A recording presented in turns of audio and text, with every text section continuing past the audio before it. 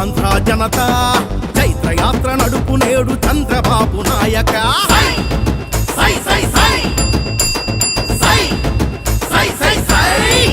అరరర సై సై అంటోంది ఆంధ్ర జనత చైత్రయాత్ర నడుపు నేడు చంద్రబాబు నాయక.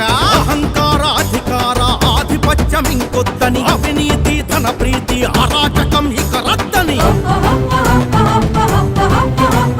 నిజం తెలిసి భుజం కలిపి తెలుగు దేశ ధ్వజం ఎత్తి గజం గజం నీతో నడిచి ఖర్చిస్తూ తెలుగు యువత. సై సై సై సై సై సై సై సై సై అరరర సై సై సై సై అంటోంది ఆంధ్ర జనత.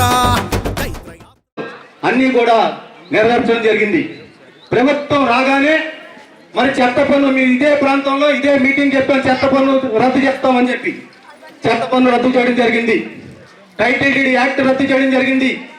అంతేకాదు అన్న ప్రకారం 100 రోజుల్లోపు మనకిచ్చిన హామీలన్నీ కూడా నెరవేరుస్తూ మనకు ఒక భరోసాను కలిగజేస్తున్నారు. పెన్షన్లు పెంచుతానని చెప్పారు, 4000 రూపాయలు చేశారు. వికలాంగులకి 6000 రూపాయలు చేశారు. ఇమీడియట్లీ కూడా అది గతం కంటే మెరుగ్గా తెల్లవారుజామునే మనందరికీ కూడా పెన్షన్లు ఇవ్వడం జరుగుతుంది. అలాగే అన్న క్యాంటీన్లు ఓపెన్ చేశారు, రైతులకు చెల్లించాల్సిన బాకీలు చెల్లించారు. ఈ విధంగా చెప్పుకుంటూ పోతుంటే 100 రోజుల్లోనే గతంలో ఏ ప్రభుత్వం చేయలేనటువంటి కార్యక్రమాలు మన మంచి ప్రభుత్వం చేస్తుంది. మరి అదేవిధంగా మరి గతంలో మీకు తెలిసే ఉంటుంది, జగనన్న నువ్వే మా నమ్మకం అని చెప్పి స్టిక్కర్లు అతికించేవాళ్ళు. మీ ఇళ్ళకి వచ్చి మీ ఇంటికి వచ్చి మేమైతే ఎప్పుడైతే జగనన్న మీరే మాకు అని చెప్పి నమ్మకం అని చెప్పి స్టిక్కర్ ఇలా అతికించి ఆ సందులోకి వెళ్ళగానే పీకేశారు. మీరందరూ కూడా ఇలా అతికించి మేము వెళ్ళగానే పీకేసడం జరిగింది. అప్పుడే అనుకున్నాం ఈ జగన్మోహన్ రెడ్డి ప్రభుత్వం పోతాదని. మరి ఈ రోజున మంచి ప్రభుత్వం అని ఒక స్టిక్కరు నిన్న మేమందరం కూడా కట్టెపీ సెంటర్లో ఇంటింటికి వెళ్ళి స్టిక్కర్లు అతికించి ఇంటింటికి వెళ్ళి పాంప్లెట్ పంచిపెట్టడం జరిగింది. పొరపాటున ఒక ఇల్లు వదిలేసేసి పక్క ఇల్లుకి వెళ్ళిపోయాం. ఆ అమ్మాయి మా వెనకాల పరిగెట్టుకొచ్చి ఏంటి మా ఇంటికి చక్కెర అతికించలేదని అడిగింది. మీరు మా స్టిక్కర్ మాకు ఇవ్వండి, మా స్టిక్కర్ మేము అతికించుకుంటాం అని చెప్పి ఆ అమ్మాయి స్టిక్కర్ స్వయంగా ఇంటికి అతికించుకుందంటే ఖచ్చితంగా ఇది మంచి ప్రభుత్వం అని చెప్పి మనం తెలియజేస్తున్నాం. డబ్బులు వేస్ట్ చేసి బిల్డింగ్లకి రంగులు వేసి ప్రజాత్వాన్ని వృధాగా చేసినందుకు అది చెత్త ప్రభుత్వం అనుకున్నాము. అనేక రకాలుగా ప్రజలను ఇబ్బంది పెట్టి మన లేడీస్ కూడా చాలామంది చాలా విధాలుగా ఇబ్బంది పెట్టింది ప్రభుత్వం. ఎప్పుడు గద్దె దిగుద్దా అని చెప్పేసి అన్నారు. ప్రజలందరూ కూడా మా నెత్తి మీద బండ దించేశారమ్మా అని చెప్పేసి అన్నారు. మీరందరూ కూడా అవునా కాదా చెప్పరా? చాలా చాలా మనందరికీ కూడా మన హృదయాల్లో నిలిచి ఉన్నందుకు మేము చాలా గర్వపడుతున్నాము. అలాగే మన అందరం కూడా పిలవంగానే పలికే వ్యక్తి ఆయన. మనం ఏ కార్యక్రమానికన్నా వెళ్ళి ఇది కావాలి అంటే వెంటనే కూడా స్పందించి ఆ కార్యక్రమం వెంటనే అయ్యేలాగా చేస్తున్నారు. అందరిలో ఉంటున్నారు, అన్ని కార్యక్రమాల్లో ముందుంటున్నారు. 100 రోజులు సక్సెస్ఫుల్గా పూర్తి చేసినందుకు మన గవర్నమెంట్ హాస్పిటల్లో కూడా హార్ట్కి సంబంధించిన ఎక్విప్మెంట్స్ పెట్టి మంచిగా చేశారు. అది కూడా మేము అందరం స్పందించారు. చాలామంది హ్యాపీగా ఫీల్ అవుతున్నారు. ఇలాంటి ప్రభుత్వం మాకు రావాలని చెప్పేసి కోరుకున్నారు. ఇలాంటి అవకాశం ఇచ్చినందుకు నేను ధన్యవాదాలు తెలియజేస్తాను. Thank you. వేదికల మీద మేము అన్నీ చెప్తూనే ఉంటాం ఎప్పటికప్పుడు. ఇది మంచి ప్రభుత్వం అని చెప్పడానికి బాబు నువ్వు అన్న క్యాంటీన్లో ఎప్పుడైనా భోజనం చేసావు? నువ్వు అద్దె పిలిచి వాసు గారి అన్న క్యాంటీన్లో భోజనం చేశారా? ఎంత పెడుతున్నారు? 5 రూపాయలు 5 రూపాయలు భోజనం పెట్టారు. బాగుందా? మరి మనం అందరం ఎంతో పూజించే మనం ఏదైనా తిరుపతి వెళ్ళి వచ్చామంటే వెంకటేశ్వర స్వామి వారి లడ్డూని ఎంత భక్తిగా శ్రద్ధతో పూజిస్తాం. అటువంటి లడ్డూని అపవిత్రం చేసి అటువంటి ప్రయత్నాలు దుర్మార్గమైన ఆలోచన అని చెప్పేసి ఊరంతా చాటు వేయడం కోసం మనం ఏంటంటే తెచ్చుకున్న లడ్డూని ఊరంతా పంచుతాం. దేవుడి దగ్గర మనం ఏదైతే చేయమో అలాంటివన్నీ అక్కడ ఉన్న అన్నం నాణ్యత లేదు. 4000 పెన్షన్ ఇస్తానికి 4 రోజులు పెట్టింది. మాకు ఇచ్చారా లేదా? మీకు తీసుకున్నారు? ఇక్కడ పెన్షన్ తీసుకున్న వాళ్ళు ఎవరున్నారా? ఏది లేదమ్మా. బాబు గారి మాట పేదలకు భరోసా. ఇదే నినాదంతో బాబు గారు కానీ ప్రపంచ దేశాల్లో భారతదేశ కీర్తి ప్రతిష్టలు ఎగరవేసిన నరేంద్ర మోడీ గారు పాలనలో ఎటువంటి సందేహం లేదు. భారతదేశానికి కావాల్సినటువంటి నిధులు విధులు ఎలాగైతే సక్రమంగా అందుతున్నాయో గత 5 సంవత్సరాల పాలనలో అధోగతి పాలైన రాజధాని లేకుండా దిక్కుదోచన స్థితిలో ఉన్న రాష్ట్రాన్ని ముఖ్య అతిథిగా విచ్చేసినటువంటి గౌరవనీయులు స్థానిక శాసనసభ్యులు శ్రీ బడేటి రాధాకృష్ణయ్య గారికి, అదేవిధంగా వేదిక మీద ఉన్నటువంటి దుర్జాన్ పెదబాబు గారికి, ఇతర నగర ప్రముఖులకు, ఇక్కడికి విచ్చేసినటువంటి నగర ప్రజలకు, పాత్రికేయ మిత్రులకు, నా సహచర ఉద్యోగస్తులందరికీ కూడా నా హృదయపూర్వక నమస్కారాలు. ముఖ్యంగా ఈ 100 రోజుల పాలన కాదు కానీ గతంలో చంద్రబాబు నాయుడు గారి యొక్క పరిపాలనా దక్షిణ గురించి ఒక్క విషయం మీకు చెప్తాను. ప్రపంచంలో మొట్టమొదటగా పేదవాడి ఆకలి గుర్తించింది అన్న ఎన్టీఆర్ గారు. 2 రూపాయల కిలో బియ్యం పథకం ప్రవేశపెట్టి ఆ రోజుల్లోనే ఆకలితో రాష్ట్ర ప్రజలంతా ఉన్నప్పుడు ఆ 2 రూపాయల కిలో బియ్యం పథకం చాలామంది పేదవాళ్ళ కడుపు నింపింది. అదే రోజుల్లో జనతా వస్త్రాలను తీసుకొచ్చి ఆడబిడ్డలకి, అదేవిధంగా అందరికీ, మగవారికి కూడా వస్త్రాలు రేషన్ షాప్స్ ద్వారా డిస్ట్రిబ్యూట్ చేసినటువంటి ఘనత స్వర్గీయ అన్నం నందమూరి తారక రామారావు గారిది. తరువాత చంద్రబాబు నాయుడు గారు 1994లో ముఖ్యమంత్రి అయిన తర్వాత విజన్ 2024 అని చెప్తూ ఉండేవారు. 1994లో 2024 గురించి మాట్లాడుతూ ఉండేవాళ్ళు అప్పుడు ఆయన. ఆ రోజుల్లో ఎవరికి అర్థం కాలేదు. ఇప్పుడు మనం 2024లో ఉన్నాం.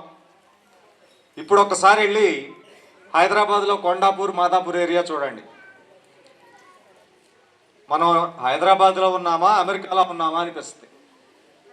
ఇవాళ తెలుగు రాష్ట్రాల్లో చదువుకున్నటువంటి కుటుంబాల్లో చదువుకున్నటువంటి పిల్లలందరికీ కూడా ఉద్యోగాలు ఆ ప్రాంతాలు ఇస్తూ ఉన్నాయి. అదేవిధంగా వివిధ ప్రాంతాల నుంచి 47 నాటికి ఈరోజు హైదరాబాద్ ఎలా ఉందో 47 నాటికి అమరావతి ఎలా ఉండాలి.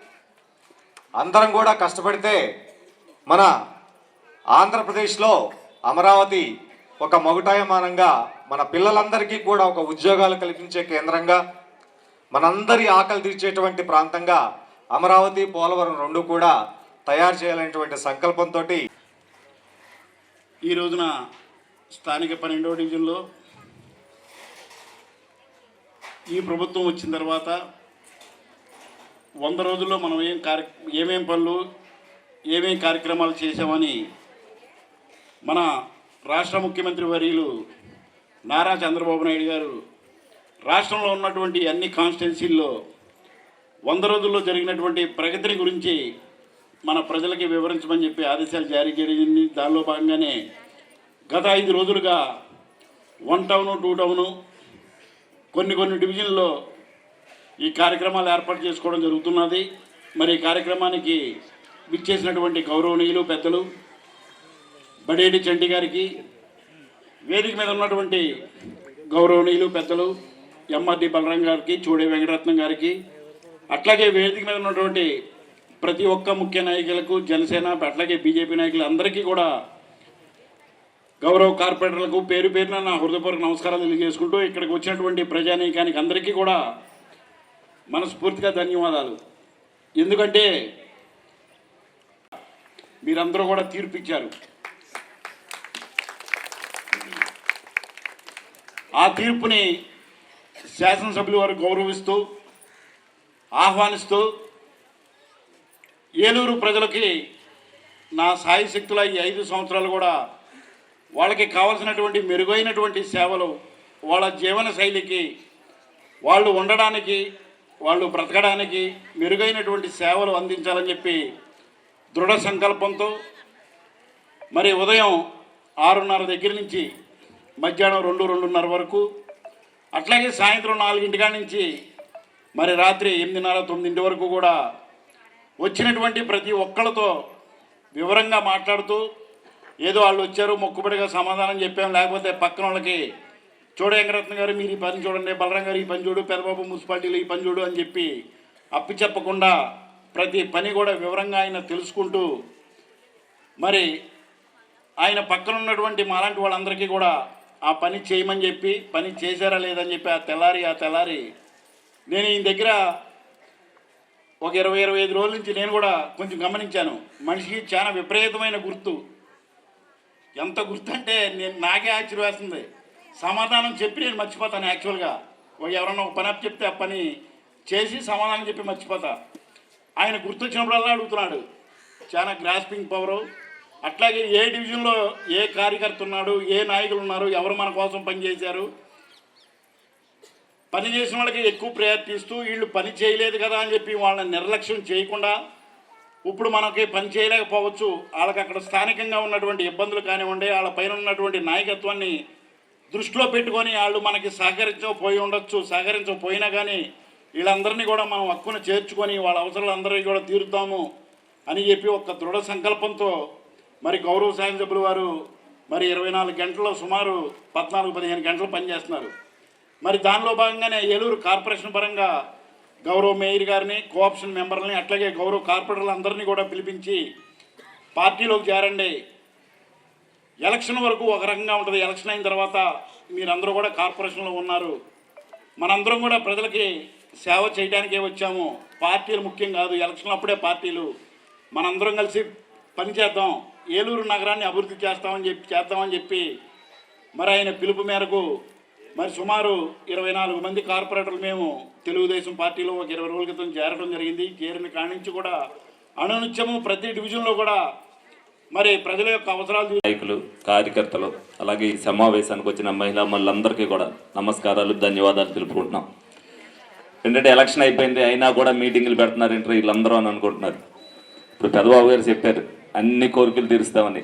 ఎన్ని కోరికలు తీర్చినా మీకు ఇంకా కోరికలు మిగిలిపోతూనే ఉంటాయి.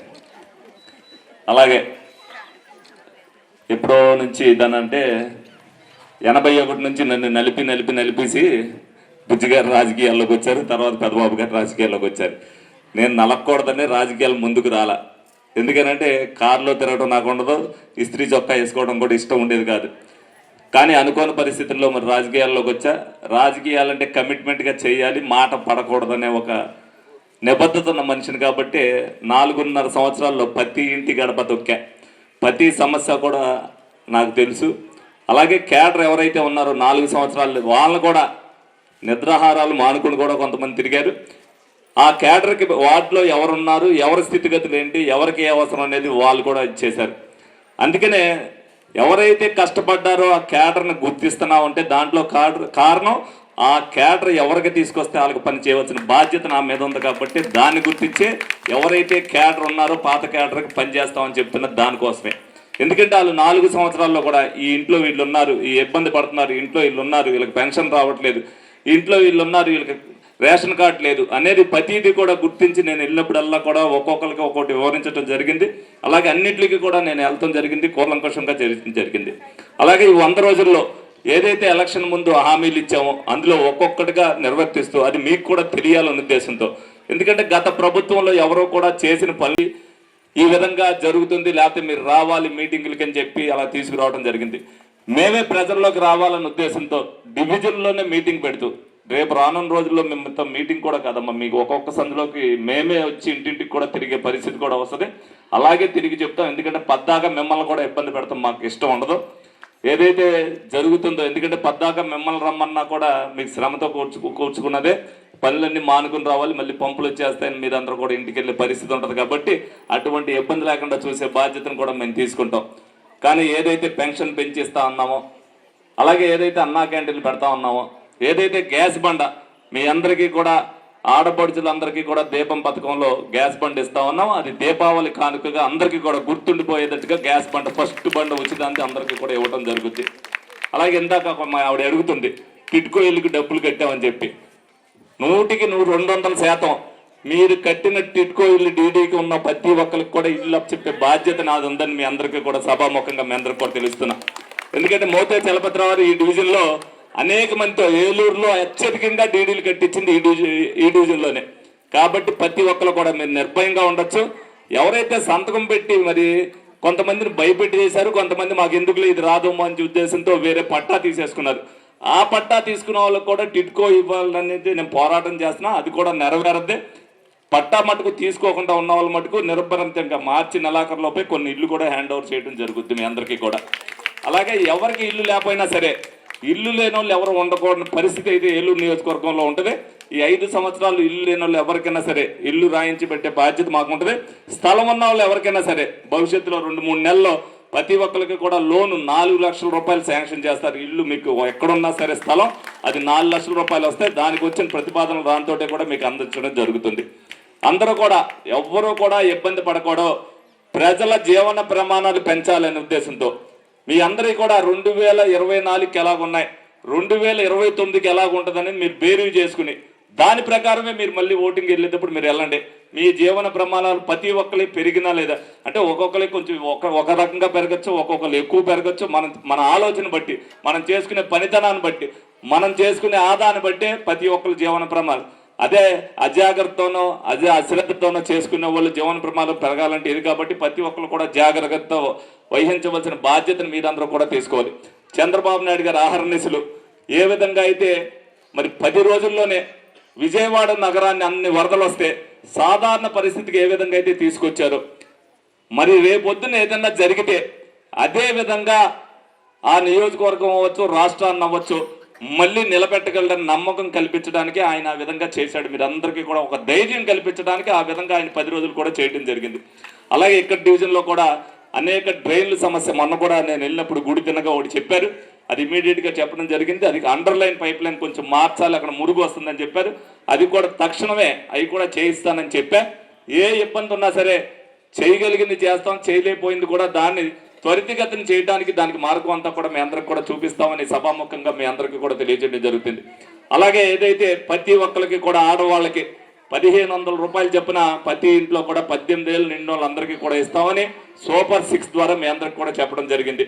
సూపర్ 6 అనేది ఏదైతే పెట్టామో 6 నెలల్లో డిసెంబర్ నెలాఖరు లోపు మీకు అందరికీ కూడా ఆ 6 పథకాలు కూడా మీకు అందించడం జరుగుతుందని మీకు సభాముఖంగా మీ అందరికి కూడా తెలియజేయడం జరుగుతుంది. ఎందుకంటే ఉచిత బస్సు ప్రయాణం చెప్పారు మహిళలకి. అంటే మీరు ఎవ్వరు బస్సు ఎక్కిన వాళ్ళు ఇందులో 50% మంది కూడా ఉండరు. కాకపోతే ఆ కార్యక్రమాన్ని చివరి పెట్టి మిగతా ఏదైతే గృహిణులందరికీ ఏదైతే ఉపయోగపడతాయో చేయవలసిన బాధ్యత మా మీద ఉంది కాబట్టి ఒక్కొక్కటిగా మీ అందరికీ కూడా చేసే బాధ్యతను మేమందరం కూడా తీసుకుంటామని మీ అందరికి కూడా తెలియజేయడం జరుగుతుంది. అలాగే ముస్లిం సోదరులు కూడా వచ్చారు, వాళ్ళకు కూడా రంజాన్ తోఫా వస్తుంది. అలాగే ఏదైతే పెళ్లికి వాళ్ళందరూ కూడా పెళ్లి చేసుకున్నప్పుడు 50,000 రూపాయలు చేశారో దానికి కూడా 1,00,000 రూపాయలు చేశారు, వాళ్ళకు కూడా వస్తుంది. మేము ఇంకా ఇదివరకు ఉన్న కొన్ని పథకాల్లో కూడా ఎవరైనా చనిపోయినప్పుడు కానీ ఏదైనా ఉన్నప్పుడు మట్టి ఖర్చులకి ఇదివరకు 5,000 రూపాయలు ఇచ్చేవారు. జగన్ ప్రభుత్వం వచ్చిన తర్వాత అది రద్దు చేసింది. దాన్ని మళ్ళీ తిరిగి పెట్టాలని చెప్పి మేము చంద్రబాబు నాయుడు గారిని అడుగుతున్నాం. కానీ ఎవరైతే ఉన్నారో 100 రూపాయలకి రేపు రాబోయే రోజుల్లో తెలుగుదేశం పార్టీ మెంబర్షిప్ జరిగితే ఏదైనా యాక్సిడెంట్లో ఏదైనా జరిగితే 5 లక్షల రూపాయలు ఇన్సూరెన్స్ కూడా ప్రకటించడం జరిగింది. మేము అలాగే సహజ మరణానికి కూడా ఇప్పించమని చెప్పి మేము చంద్రబాబు నాయుడు గారు నోటీసులో పెట్టాం. దాని మీద కూడా ఆలోచన చేస్తున్నారు. ఎందుకంటే ఎవరైనా సహజంగా చనిపోయినప్పుడైనా వాళ్ళు ఇన్సూరెన్స్ కట్టుకోవాలని తెలియని పరిస్థితుల్లో పేదవాళ్ళు బోలు మంది ఉంటారు. వాళ్ళకు కూడా సహజ మరణానికి కూడా 2 లక్షలు ఇప్పించవలసిన బాధ్యతను మన ప్రభుత్వం తీసుకోవాలని వాళ్ళకు కూడా చెప్పాం. దాన్ని కూడా ఆచరణలో పెడతానికి మరి చంద్రబాబు నాయుడు గారు ఆలోచిస్తున్నారు. ఆలోచన పరుడు కాబట్టే అన్ని ఆలోచించి చేస్తాడు కాబట్టి రాష్ట్రం ఆ విధంగా అభివృద్ధి చెందింది. మీ అందరూ కూడా 2019లో ఓట్లేసేటప్పుడు చంద్రబాబు నాయుడు గారు ఏదో తప్పు చేశారని కాదు, కొత్త ప్రభుత్వం వస్తే ఏదో మేలు జరుగుద్దన్న ఉద్దేశంతో ఒక తప్పుడు అడుగు వేశారు. కానీ ఆ అడుగే మన వెనకడుగు 100 అడుగులు వెనక్కి నడిపించింది. మళ్ళీ ఆ 100 అడుగులు ముందుకు నడిపించాలంటే చంద్రబాబు నాయుడు గారు ఎంత శ్రమ తీసుకుంటున్నారని మీరందరూ కూడా ఒక కుటుంబ సభ్యుడిగా మీరందరూ కూడా ఆలోచించాలని మీ అందరినీ కూడా సవినయంగా కోరుకోవడం జరుగుతుంది. తప్పనిసరిగా ఏ ఒక్కలో కూడా మేలు జరగకపోయినా తెలుగుదేశం పార్టీ ప్రభుత్వంలో ఏ ఒక్కరికి అన్యాయం జరగదని మటుకు మాటిస్తున్నాయి సభాముఖంగా. ఏ అన్యాయం జరిగినా ఏ విధమైన ట్రీట్మెంట్ మెడికల్ ట్రీట్మెంట్కి సంబంధించి కూడా మీ అందరికీ కూడా పెద్ద ఆసుపత్రి ఉంది. దేనికి ఆరోగ్యశ్రీ వర్తిస్తుంది, దేనికి ఎన్టీఆర్ వైద్య సేవ వర్తిస్తుంది, దేనికి సీఎం రిలీఫ్ ఫండ్ వస్తుంది, దాన్ని చెప్పడానికి కూడా ప్రత్యేకించి ఒక మనిషి ఏలూరు మా క్యాంప్ ఆఫీస్లో ఉంటారు. ప్రతి దాన్ని కూడా మీరు ఉపయోగించుకోవాలి. గవర్నమెంట్ పరంగా వచ్చేది ప్రతి దాన్ని కూడా మీరు ఉపయోగించుకోండి. ఎవరు ఇబ్బంది పడుకోకుండా తెలుగుదేశం పార్టీ ప్రభుత్వంలో పవన్ కళ్యాణ్ గారు, మోడీ గారు, కూటమి ప్రభుత్వం ఏదైతే చేశారో ప్రజలందరూ ఆనందంగా ఉండాలని, ఆంధ్రప్రదేశ్ రాష్ట్రం బాగుండాలనేది వాళ్ళ కోరికని మీ అందరి ద్వారా నెరవేర్చాలని చెప్పి మేమందరం కూడా తెలుసుకుంటూ మరి చిన్న చిన్న పొరపాట్లు ఉన్నప్పటికీ కూడా అన్నీ కూడా ఒక్కొక్కటిగా అవుతాయని మీ అందరికీ కూడా సభాముఖంగా ఒక తెలుగుదేశం, జనసేన, బీజేపీ ప్రజలు నమ్మిన బాధ్యత ఏదైతే ఇచ్చారో మీ అందరూ గెలిపించడంలో బాధ్యత అయిపోలా, నడిపించేది కూడా ప్రభుత్వాన్ని మీరే అని సభాముఖంగా తెలియజేస్తూ మీ అందరూ సహకరించాలని చెప్పి, అలాగే ఈ సభని ఇంత దిగ్విజయం చేసినందుకు మీ అందరికీ కూడా ధన్యవాదాలు తెలుపుకుంటూ సెలవు తీసుకుంటున్నాను. Thank you.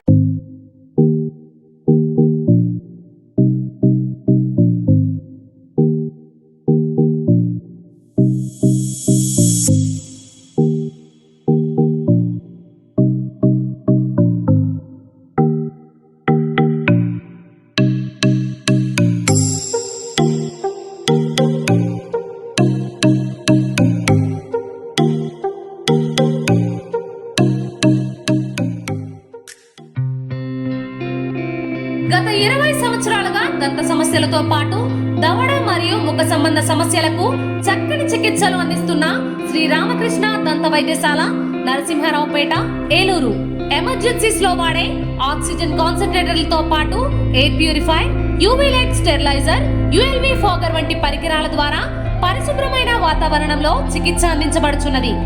ఆర్వీజీ ద్వారా అతి తక్కువ రేడియేషన్ ఉపయోగించి దంత వ్యాధి నిర్ధారణ మరియు రూట్ కెనాల్ వైద్యం చేయబడుచున్నది. డెంటల్ లేజర్ ద్వారా కుట్లు లేకుండా సర్జరీలు, ఇంప్లాంట్స్ కిట్స్ ద్వారా పళ్ళు లేని వారికి ఫిక్స్డ్ దంతాలు, రూట్ కెనాల్ చికిత్సలకు ఎండో మోటార్ వంటి ఆధునిక పరికరాలు కలిగిన నమ్మకమైన డెంటల్ క్లినిక్.